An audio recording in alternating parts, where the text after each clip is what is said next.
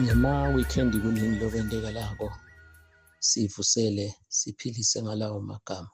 Siyahalalisa nje kulabo benu lokhu kubonakala ukuthi babenako ukuthi bayakhula, kuyalotsholwa, ikakhulu-ke sigcine ngalaba labasindisiwe.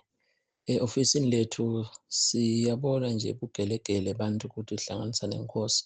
Futhi labanye nakwendeka bavusela banesikhathi, nathi sinesikhathi. Uyeva athi akusiko naku lesa sakubona le eminye iminyaka uma esikoleni kushunyayelwa bantu bamukela Jesu ngalokuthi bane-exam fever. Athi umfaka angafika ka-form 4 naye le kubo second term, awuphinde uyabuyela ubani?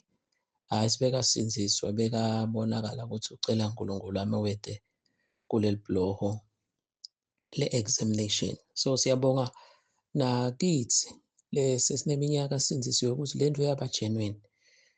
Uzuliphathe kahle leli vangeli, iphathwa kahle le nto. Nathi nje nase sithi lo nyaka 30 years. So uyabona-ke ukuthi sesinalokuningi lesikushoko lesingakusho lesatokusho. Ngiphese-ke indzaba namhlanje kokuthi kwebe singabhala ku-status. Indzaba yokuthi nayo i-pain sihloniphise ngasikwakhona nje bebe singabhala kuma-brackets besingathi sisho umona, asithi nje i-pain, umona. Uma kwendeka sitawubekisa njengabobhishobhi nebafundisi labatiwako, bapostoli, ukuthi sikuhlanganise phindze nasemakhaya.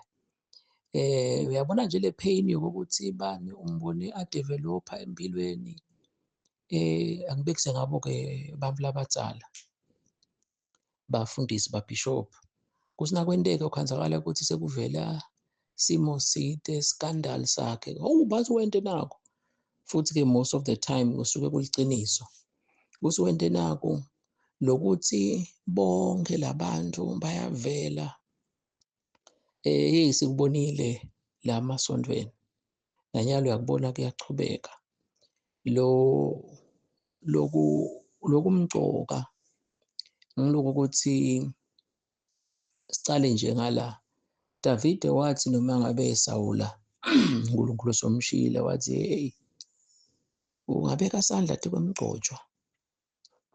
uNkulunkulu usuke evele lo muntu asamkhombisile lokuthi sololethi into yenteka mane solathi ibonakala ebaleni ngoba uthi Jesu kude lokufihlakele lekungeke kuze kuvele noma ungaba khona ukuthi ukwendele.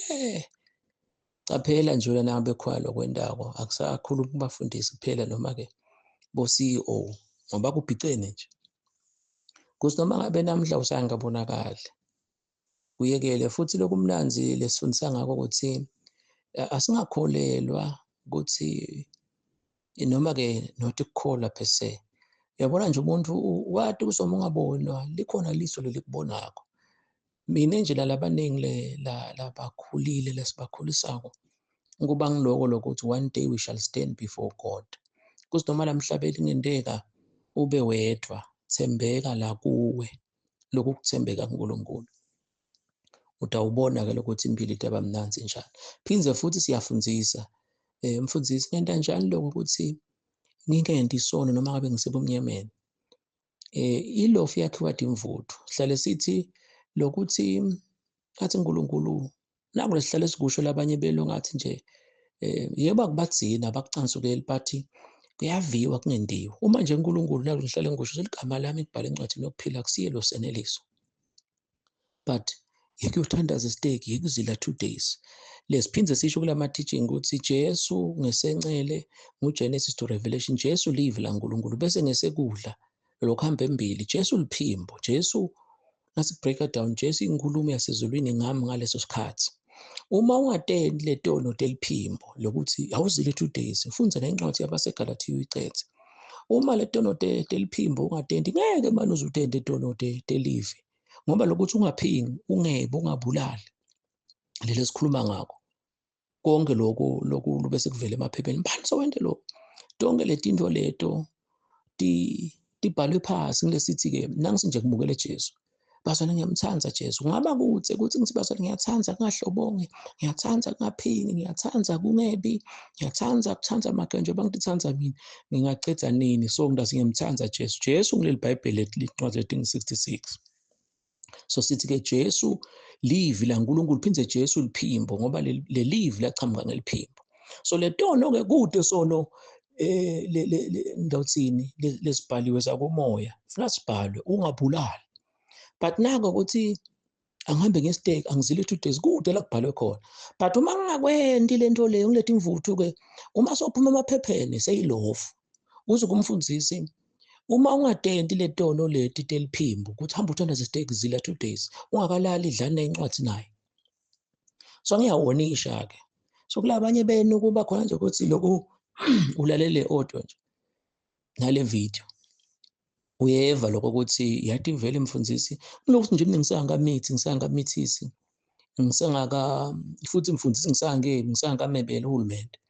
But uma leti into leti uba nalo weba kwacala nje kukhona lokhu senze iyakhula hlala sibekisa ngokutripha ukuthi umagesi asathwele kakhulu bese uyatripha. Anyways kukhona la kuma video bese ngishoshela nje. So siyafundzisa lokho ukuthi uma nje uNkulunkulu athi angizile angikwende ngoba prevention is better than cure. Ngoba labanye beyokhasi nje bayobuya babukele le video bayilalele bathi umfundisi wayikhuluma. So-ke asibiyeleke ukuthi so le pain yokuthi hey sasamthola bishop uyabakhanzela abafundisi bonke sebatile batolalela nasebandleni nakwendeke kumitha umvulo omusha ngoba tindzaba niyatithanza. Kusawunda ngathi lokho siyambumbuthela siyabakhuda nabo laba sengichazile ngabo sinabo vele bendi mistake ukuthi bebasolole into leti athi uNkulunkulu yena nako bangakwendi. Lase sinje PD uletha PD. Private discipline will always bring public display. We always bring public display. So silokwenda lena singakuboni nemvu nje khona ukuthi namlo omusha bayale endlini mhlawumbe after isikole noma uhambe ebusuku uphuma ngelifasteni uyolala nemfana. Yabona i-private le nto le then ngemva kwalokho sonesiso. So nalapha-ke uma uNkulunkulu solumendela tono lesingatiboni uba nami nje la ungahlangana nami kuthi uyangisteki ngeke ukuthi akwayangani isteki akwazili ngani mfundisi. So le nto ngiyenta nganisenze ngiyachubeka nje uNkulunkulu ngimvisa ebuhlungu bese uNkulunkulu uthi bhaca sengilichazile livesi ukuthi konke lokwenda ngisenza tawuphumela ebaleni. But-ke sigcine ngaloko ukuthi-ke so kulabantu labadzala uyakhanza ukuthi ngabe bishop bani bekasolaphumelela isonto lakhe ukhona lo mona ngoba abafundisi Nkosi yami kubongelelana noma kubongelana kube khona lokuthi ngimona ukuthi kungaphuma lokuthide wonke umuntu asikuhloniphise-ke sibekise ngalo mlomo shalomithi noma utholakala adzakiwe naku itolo nje njoba i-weekend sibuye emasontweni lokuthi mhlambe benikhulumisa indzaba yabona nala sibanakhathi akhuluma mina vele ubone wonke umuntu uyakhuluma ngoba Jesu wasilode sona kamgcophe cala bathi nya. So both sides sengiyikhulumile laba bathi vele i-mistakes okubagangile futhi abathole isijeziso lesifanele. But ngila ekuthenini hey senzamthola ngoba lenzabe ukuthi umnakeni ekhaya uyaphumelela thathweni ekhaya uyaphumelela ukatsa nje ukuthi liyotholakala lithuba bese so uyayiva lento abantu base baba ne-anger lingaka yini le-anger ngumona bese ukhanza siyabuka nje nasibuka khansi nabani kungavela ukuthi bese uyambona abantu bekasola amcumbile lo muntu ngicela kusebenzisa igama lelo so lumcumbile dale belithuba asikusekeleke ngelive ungabi nemagcubo ngiko nje kuthiwa you must forget and you must forgive and forget. Labanye they forgive but they don't forget. Abona abantu ngiyamxolela but angiyomkhohlwa.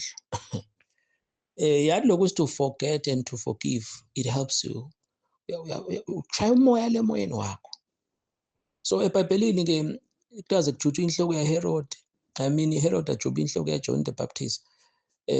Umkakhe naye intobadala lapha sibuye sithandazele nje niyathi firstborn yamswati ngoba nako sengimane ngiyanebela nje yabona indlela abeyajayive ngayo inoma agidza ngayo asati ukuthi bese sekuba njani. So kuthiwa lona wajayiva kahle wase inkosi yathokoda naye wekunatha tshwala yathi hey hamba ucela noma beyini even half of my kingdom. Wagijima yakuma kwakhe phindze futhi ngelinye itopic bomakhe abantu babene nibakhulisa njani niyabafundzisa nikucela nenhlonipho. Wafika umfana asabuya kumake uthi make ngicela inhloko yaJohane la wabathe babe inkosi sifundo sesithathu i-oath yakho, sinqumo sakho ne-decision nenkulumo yakho, amagama akho atakushela athi inyoni. Lithi iBhayibheli ngenxa yalaba bebalatafuleni ukuze bamvile. Yabona-ke i-oath yakho, caphela incumo takho ukuthi uthatha nini, ungathathi udzakiwe. Lithi iBhayibheli wabe uyalanza ukuthi uyaleyala ukuthi akulandle inhloko. Yini bekasolo lo mkakha nemacubo, ngamthola John the Baptist, siyakubona esontweni emindenini. Noma lokunye ngikhuluma nawe nje lokuthi uyambala umfana lokathi ebandla emhlabeni angcono kunawe libandla lokunye vele kugenuine vele uyambona ukuthi ugifted but uyalimala nje nasekhaya kini nomfu uyambona nitalwa naye.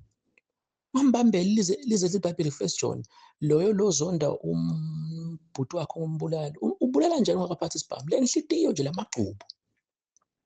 Lenhlitiyo ngento nje ukuthi imoto from nowhere igicika.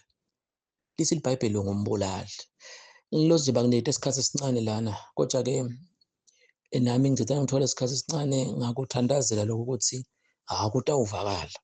So kokucala lokho lesisekela ngakwegcina noma kona cishe ku-opposite. Uyabona naJesu ukuthi emasotsha kangakhi leyo ngijule kakhulu athunyelwa boJohn 7 anikambambi ngani bathi kude lokukhuluma njengalo mvulo.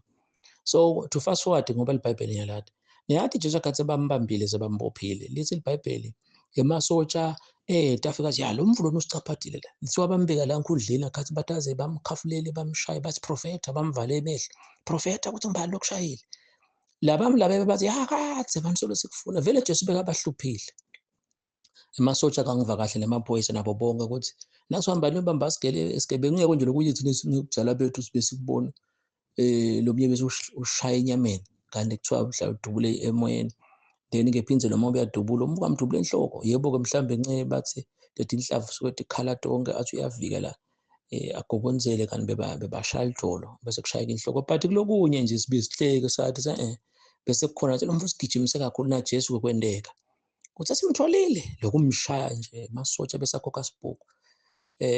Umthandazo wami-ke uthi bazalwane ningabi nemacubo umuntu umbongele nakenta lokuhle because ngakhathi nalamacubo lo mva ngavelelwa kona lokhu nje ukuthi ubonakala so unema-scandals so ebethe imali kuthiwa sohambele emfati womuntu so uhambe umithe intombatana emantombatana ama-sexual assault iphinze yebo kakuvamavami lokho angathi akuphumulele emaphepheni khona noma kamedia lokuthi utholakala agezwa inyanga imgadile lo muntu leli sonto wathwasa ngalo whatever nje but kuhambe embili lethi tekulalana sethi imali.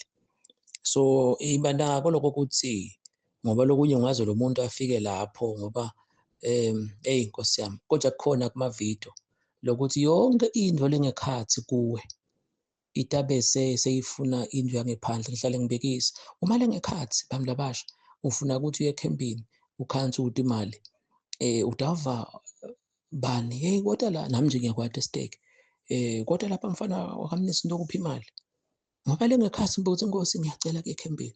So ngila khona-ke sakha lesifundiso le doctrine ukuthi indlu lephakathi kwakho itabe seyiyafuna indlu lengephandle kanjalo phinze futhi na usawufuna uyetha inkonzweni uyathi kungawe mandi ligedlela nje from nowhere lishisa umfana sobikela umfundisi mfundisi sesigijimela esibhedlela vele sizathu siyaphatheka but thine lesathunya ukuthi bantu kumele babe bedetaba lokuthi aza lamandi awayibofuna yini kuye enkonzweni washo lo munye bayamati lesifunza nabo kuthi wathi yathi isikhathi uzofisa njengathi lenzaweni kungafiwa utokhona kutshela abatshali utshela umfundisi ukuthi angisethi honor prayer yini sizathu lokuthi lo muntu akafuni lemthandazweni so into lengekhathi itawuvumelana nendlu ngephandle kungenteka indlu lethide ukuze kutohlonipheka lo langekhathi ocaphela athi nani noma ngabe kubi kutawufuna bhululu wakho lababili abahambe bangakavumelani kanjalo ungaba nalokuhle ngekhathi athi uNkulunkulu umthatha umbeke la uNkulunkulu utawuthumela abantu physically sesishayile isikhathi sami bazalwane sikacethe sicela ucethela siyanithanza kakhulu bazalwane sentanjani-ke asicaphele asuse nonke amangungu phinze ungatendi idoloti eliphimbo lokho uNkulunkulu akushoko anokwenza susa timvuthu ngoba kungenteka one day ndikwakhele ilofisi bigger things start by little.